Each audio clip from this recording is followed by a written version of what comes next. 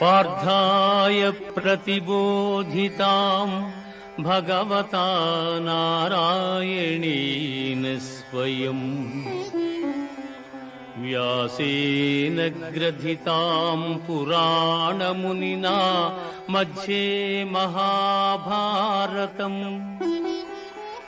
అద్వైతామృతవర్షిణీం భగవతీం అష్టాదశాధ్యాయినీం అంబా